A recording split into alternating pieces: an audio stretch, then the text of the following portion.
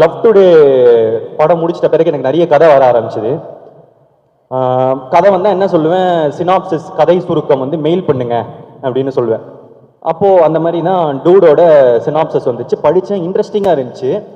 ஆனால் நான் அப்போ தான் லவ் டுடே பண்ணியிருந்தேன், அதுக்கப்புறம் எல்ஐகேவும் அப்போது பண்ணியிருந்தேன். இன்னும் டிராகன் அக்செப்ட் பண்ணல. ஆமாம், டிராகன் இன்னும் முடிவாகலை. அப்போது டூட் பார்த்தா திரும்ப லவ் ஸ்டோரி வேணுமா, அப்புறம் ஹீரோ வேற இந்த மாதிரிலாம் பண்ணுறானே, நமக்கு இந்த ரிஸ்க் எடுக்கலாமா, இந்த மாதிரிலாம் யோசிச்சிருந்தேன். யோசிச்சுட்டு சரி எதுக்கு ரிஸ்க்கு வேணாம் அப்படின்னு சொல்லிட்டு அனுப்பிச்சிடுங்க மெயிலு அப்படின்னு சொல்லிட்டு அனுப்ப சொல்லிட்டேன்.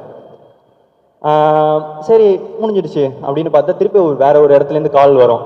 கீர்த்தின்னு ஒரு பையன் உங்களுக்கு வந்து ஒரு கதை சொல்லணுமா? இல்லைங்க, நான் ஏற்கனவே அந்த கதை கேட்டு பார்த்துட்டேன் இல்லைன்னு. திரும்ப அதுக்கப்புறம் வேற கீர்த்தின்னு ஒரு பையன் திரும்ப இங்கே என்ன பண்ண, கீர்த்தின்னு ஒரு பையன் என்ன விடவே மாட்டேங்கிறான் அப்படின்னு சொல்லிட்டு சரி பார்த்தா மைத்ரி ஆஃபீஸ்லேருந்து ரவி சார் வந்து கால் பண்ணார். Pradeep, I heard a really nice story. சொல்லுங்கள் சார். என்ன இல்லை, கீர்த்தின்னு ஒரு பையன். சார் சொல்லுங்கள் சார். இல்லை அவர் வந்து நீங்கள் நடித்தா சூப்பராக இருக்கும் அப்படின்றாரு. சரி நான் சொல்லலை, நான் ஏற்கனவே இந்த கதை கேட்டிருந்தேன், ஐ மீன் படிச்சிருந்தேன் அப்படின்னு. சரி மைத்ரி வேற பெரிய பெத்த ப்ரொடியூசர், கேட்டுருவோம். ஸோ வந்து கூப்பிட்டேன். எனக்கு அதை தாண்டி என்னன்னா, என்னடா நம்ம வேணான்னு சொல்லியும் நம்ம தான் வேணும்னு ஒருத்தன் சொல்றானே, யாரா அவனை நான் பார்த்தே ஆகணும் அப்படின்னு சொல்லிட்டு எனக்கு ரொம்ப ஆசை. சரி கூப்பிடுவோன்னு சொல்லிட்டு வந்தா தினுசா ஒரு கேரக்டர் வருது.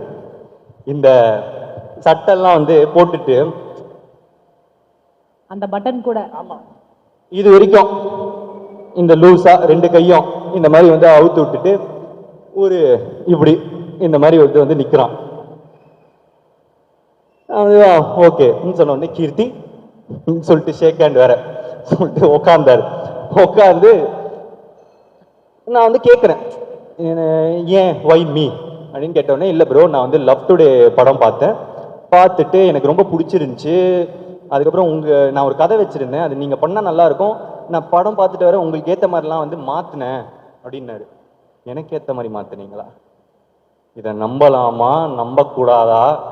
இவனை பார்த்தா நம்புற மாதிரி இல்லை, ஆனால் கேட்கறதுக்கு நல்லா இருக்கு. நம்பி ஏமாந்தா அப்புறமா சோகமாக இருக்கும். சரி நம்புனா இப்போ சந்தோஷமா இருக்கும், நம்பி தொலைவோம் அப்படின்னு சொல்லி கதையை சொல்லுங்க அப்படின்னு சொல்லி கேட்க ஆரம்பித்தேன். அப்போ கதை சொல்ல ஆரம்பிச்சாரு. Scene by scene, dialogue by dialogue நிறுத்திட்டாரு. நான் வந்து திரிச்சிட்டேங்க உண்மையா.